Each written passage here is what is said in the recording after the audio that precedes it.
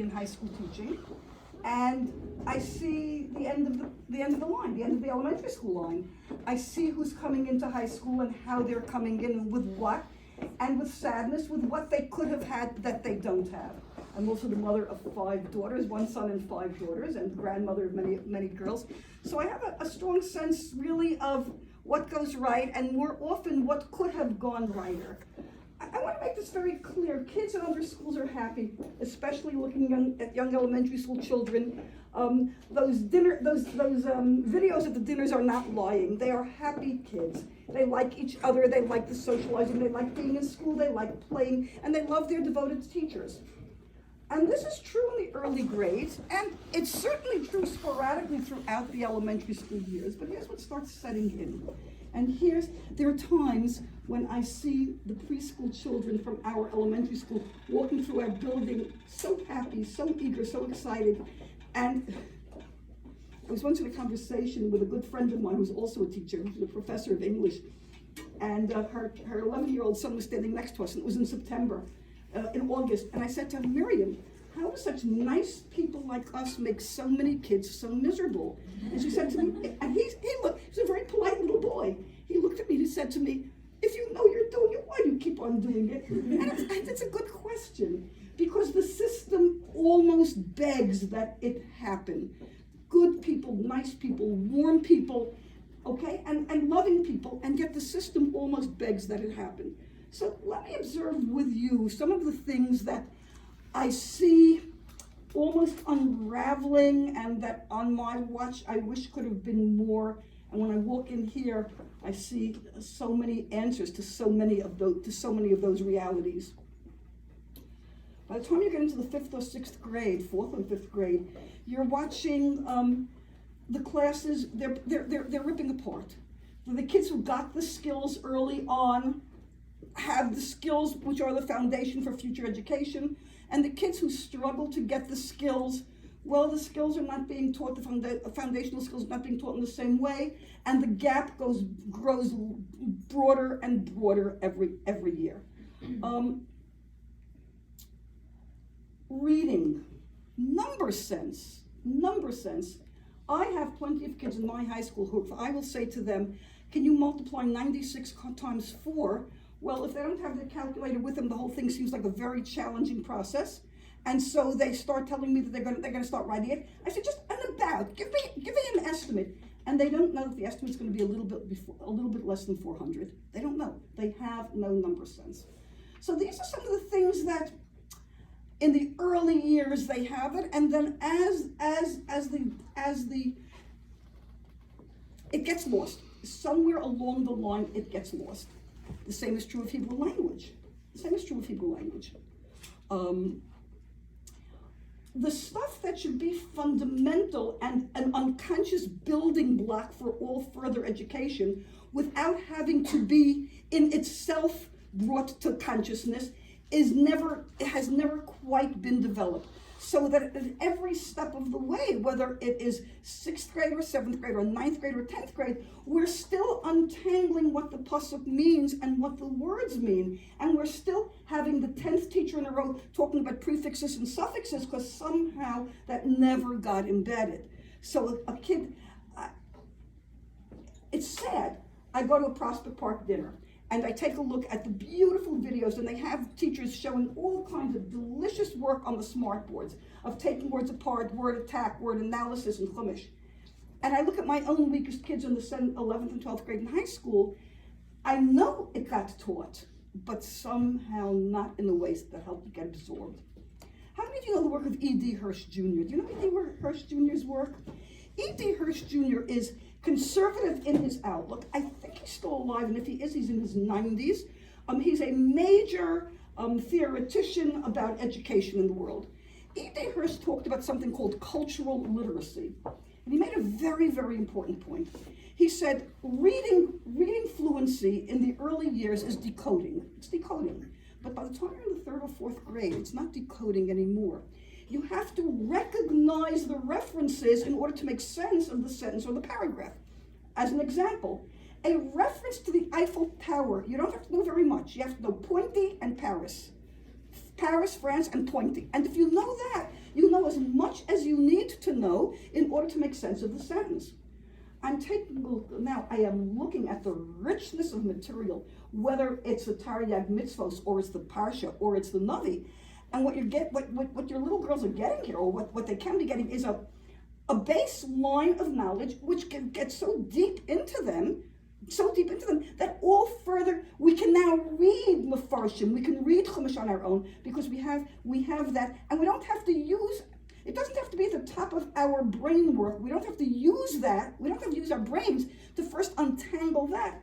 I'll give you an interesting example. I was asked once to read a Regents examination for an earth science student. Now, there was no chance in the world that I could even hint at the right answer. Not by a shrug, not by a gesture, no chance in the world. All I could do was read with expression.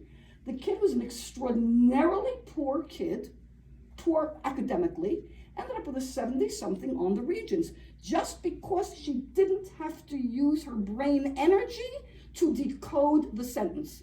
Because when she had to do that, by the end of the sentence, she had forgotten what the beginning of the sentence was like. And when I read the entire sentence to her with expression, she could easily apply the knowledge that she did have and get the right answers.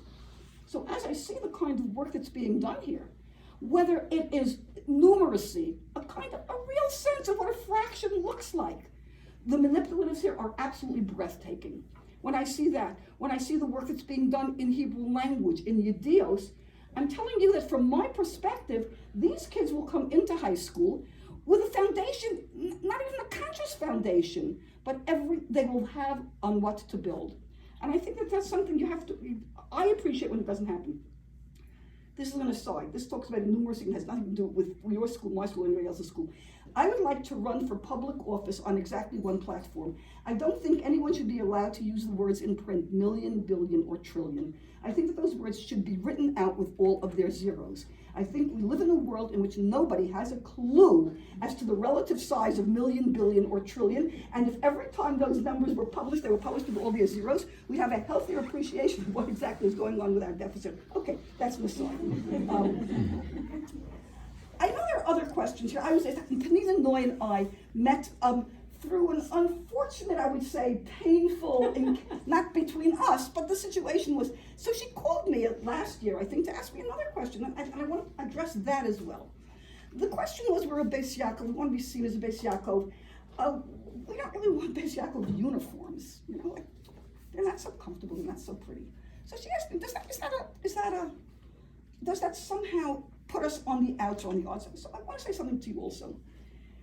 Not only do kids come up through the school system deficient in fundamentals that have not been embedded, whether it's Kodesh or Chol, but by the 7th grade, and you have, 2 7th graders? How many 7th graders do you have?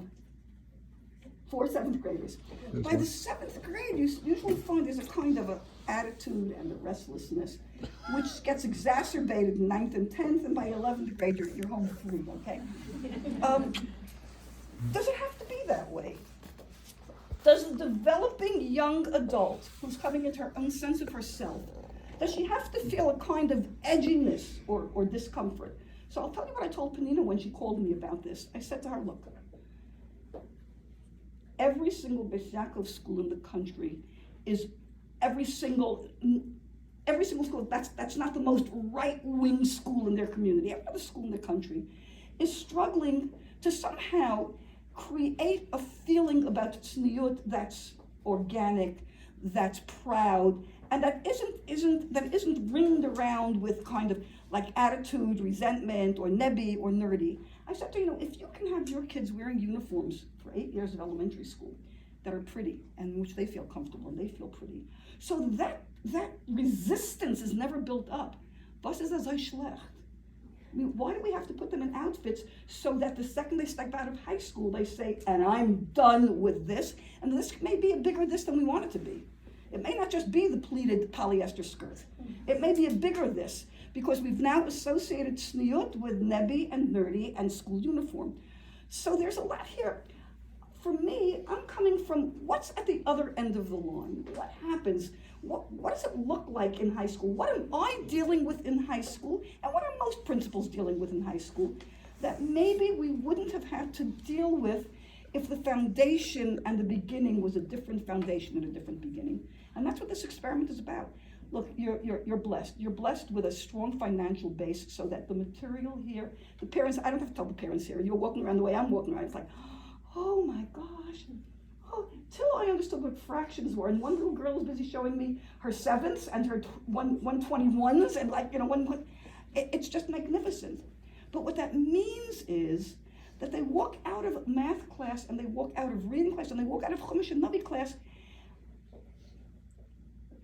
with the foundation so deep that they now can work with them. They don't have to rebuild them every time they sit down. They don't have to rethink them. They don't have to remember them. And that's something very, very, very special. I spent a day here at Mrs. Noy's invitation. The day is lovely because the day is focused, productive, organized, and engaging. The adult-child ratio is a very, very high one. It's a very, very high one. And the kids they're just working. They're working the whole day long. And of course, that's something else that happens. I wanted to know from Mrs. Noy, like, am I dealing with a whole bunch of superstars? And she said, no, I'm dealing with a whole range of kids, the full gamut of children. By the time you're hitting 5th and 6th grade in a regular school, you have lost some kids. They've dropped off the map. They got a little insulted. They weren't acknowledged. They're busy. They're and they're just like this, and they're just like this. And sometimes, look, the teachers are lovely and they're wonderful. And sometimes the teachers are doing their absolute best to fix, to ameliorate, to pull out. But the structure doesn't really allow what this structure allows. I have a long and complicated story, and I'll try to ignore the entire story and get to the punchline. My daughter, working with a major study that the United States government applies to its junior high school and high school students every 2-3 years. The study's been going on since the 1970s in an attempt to assess drug and alcohol use in the country. So there are many, many questions on this study, most of them not appropriate for the worlds in which we live. Even my daughter in her modern Orthodox world, these are not appropriate questions. But there was one interesting question, and the Jewish world, the observant world, rates high in positive ways on almost all measures. There was one interesting question, and that was, do you feel that your efforts are acknowledged, are recognized and acknowledged? And here was very interesting. Public school kids felt more that their efforts were recognized and acknowledged. Now, I know, and certainly in my school, I imagine that in a modern Orthodox school with its entire staff, there are constant letters home and letters that you win and awards, but there's so much that we require of our kids, and our kids are so needy. And the acknowledgement has to be all the time and very natural and day to day. So while I was here, a little girl saw a spill someplace, came to get some papers in order to clean up the spill.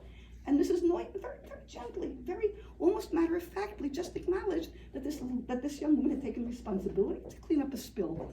That kind of thing can happen a whole day, every day, when you have such an adult-child ratio, and when the adults and children are interacting constantly with each other in a very, very personal way. The proof is, the pudding is going to be when you're 7th graders or your own class is 7th grade now or 6th grade, the ones who's been with you from the beginning. What grade? 6th grade. 6th grade. When your 6th graders enter the standard yeshiva high schools, we will find out. There is no question about the quality of the education here. There's no question. Can they accommodate themselves to the slightly less personal, slightly with more troughs of boredom, peaks of excellence in all schools, but some troughs of boredom, and how will that work for them? So we will see. But certainly in terms of fundamentals, and I would hope in fundamentals of Yiddishkeit as well, because there's no resistance. I think that's the important thing over here. There's nothing that's created the resistance. They're learning to read, they're learning Torah, they're enjoying themselves all the time. Their teachers are interacting with them in a very, very warm way, okay? And the uniform is pretty and comfortable. There's no resistance. There's no resistance. And that means that whatever comes next has a very, very lovely basis to start on and to work on. I think Mrs. Moy asked me what I said. My daughter's here in a trice, in a jiffy. I'll tell you a sad story. my youngest daughter, who's now a master teacher in her own right, highly regarded in the world of chinuch, was a restless kid. The kid who hid out on the back staircase reading books the entire morning because she couldn't bear to sit in the class. And one day, for some reason, the New York State Board of Regents tried an experiment. They had a science test for kids.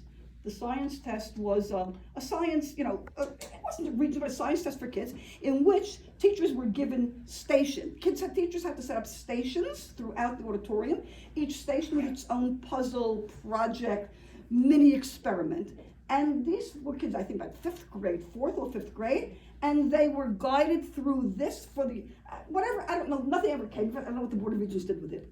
But my daughter had spent the day doing this, spent an afternoon doing this, and came home crying.